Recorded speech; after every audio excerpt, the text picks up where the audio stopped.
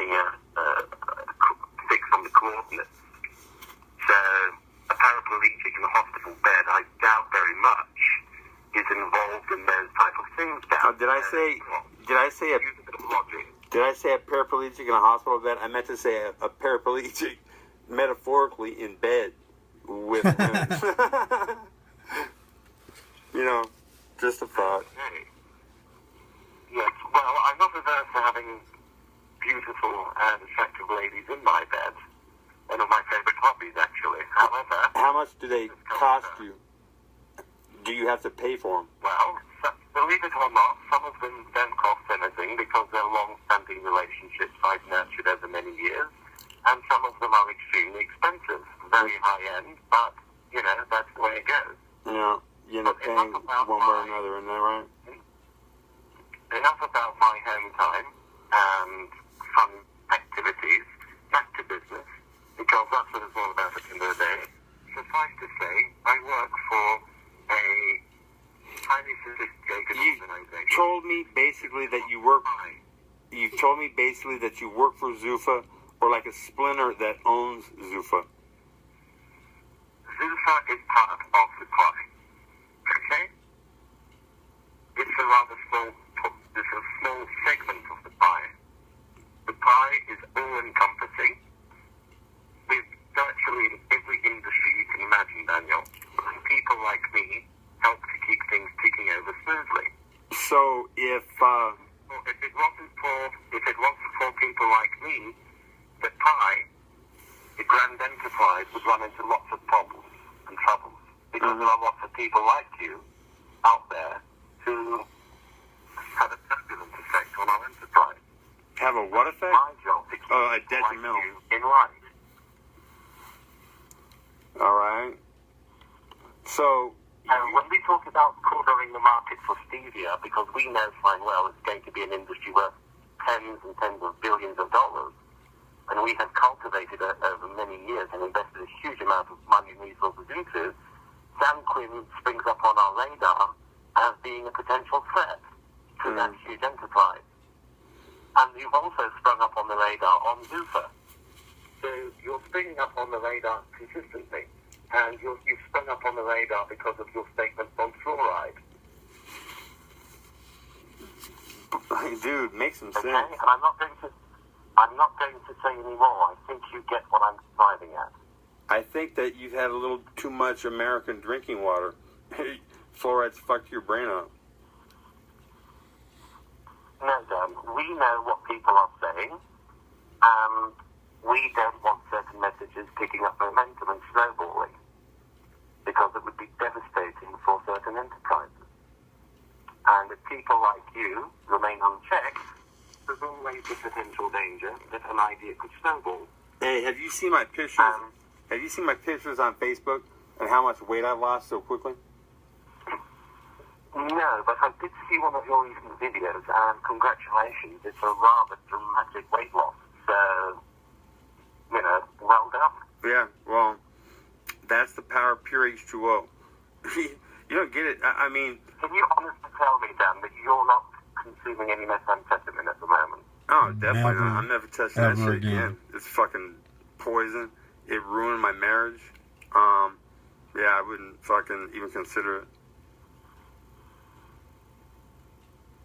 Because, you know, consuming lots of methamphetamine can result in a similarly dramatic weight loss. So I'm very pleased to hear you're staying away from the poison and staying on the good stuff. Yeah, well, stevia, it doesn't approach methamphetamine in like legs duration, but it's a stimulant. You know it. You already know it. If you know so much about stevia, here's a question. Are you a flunky? Are you like a mover, a player? Because you getting me, if you're not a flunky, then I must be doing something right if I'm annoying so many fucking important people. Yes, because here's the thing with Dan Quinn, and that's why Dan Quinn keeps popping up on the radar. There's a method behind his madness.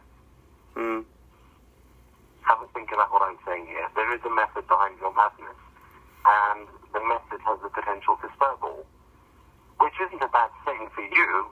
It would make you world famous. However, it's a bad thing for some of the enterprises I'm involved with, that I am subservient to. And when Dan Quinn keeps popping up on the radar over stevia, over the mixed martial arts industry, which again Zuba has cornered, we're in the business of cornering the market, just as we've done with mixed martial arts, just as we've done with stevia.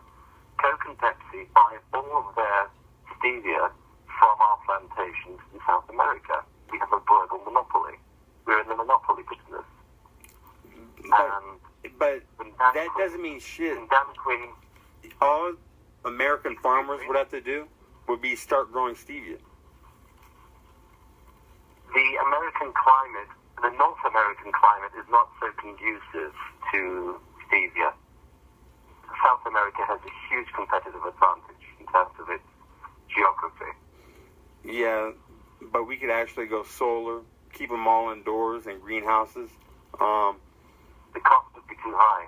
Maybe. We have more or less slave labor plantations in South America where the labor costs are minuscule compared to the costs in North America. So nobody can compete with our plantations in South America and the North Amazon. They're untouchable. Well, here's the deal. Nothing is untouchable. Look at the English Empire. We are. You know what's funny though? You think the British Empire has gone bad? No. It's just gone into stealth mode. Yeah, I firmly believe that. The British still pull the strings in America. Come on, don't kid yourself. The British are the power behind the throne. Hold on, I gotta turn this. I'm watching when I break Bonapua's collarbone. You know, positive. I'd fuck you off too, Dave. You know, it's amazing. Did you guys pay certain people to set me up fighting? Because I come out and I fuck off Bonapua with the right hand, break it, his collarbone, and then I get fucking set up saying that the Harry Gopal fight's gonna be warm, fuzzy, and cozy. I can't even fucking punch with my left hand. Fucking Aaron Brank. That was ridiculous, man. I didn't warm up for that fight. Dan, sorry to interrupt you. But I thought a long time ago when we spoke some years back, you said that you're done with fighting. No. It seems recently that you've developed an interest in fighting again. Well, what I'm going to do is try to get Aaron Brink to live up to his fucking promise. He said I could have a rematch. He also told me that during the fight, he was getting worried because his punches weren't fucking having an effect. I didn't even feel them. Straight up, I was on so much stevia weed, I didn't feel any of his punches except when he poked me in the eye. But he said he was getting fucking worried. Because he was getting tired. Then, have you ever done this? You ever looked at that video? If you slow it down frame by frame, you can see his fingers sticking out. You know, it was my bad. I should have parried that fucking shot. It shouldn't even come close to my eye.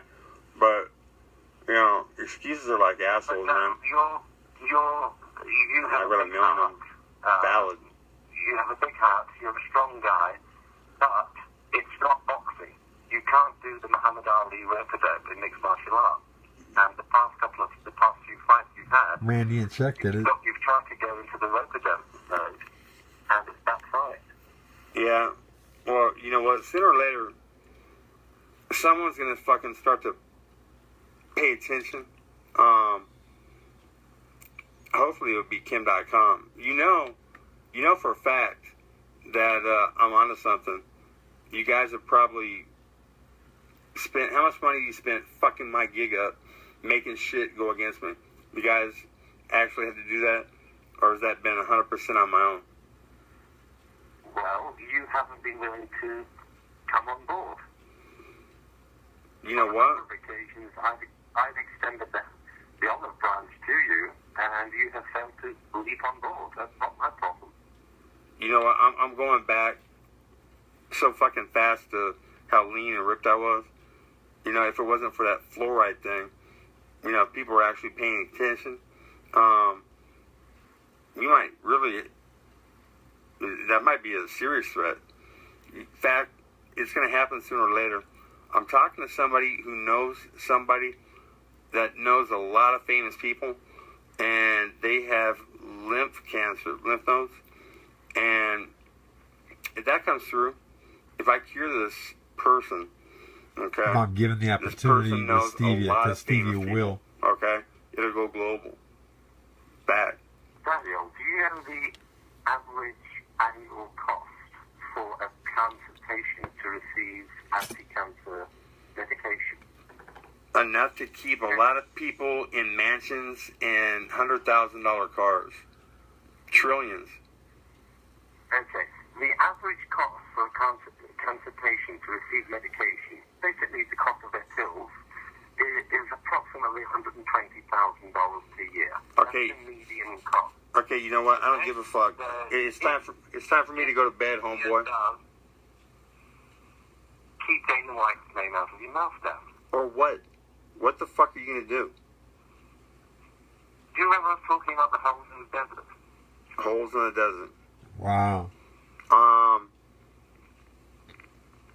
The other English voice that was cool, that was a different voice than your voice. Time out.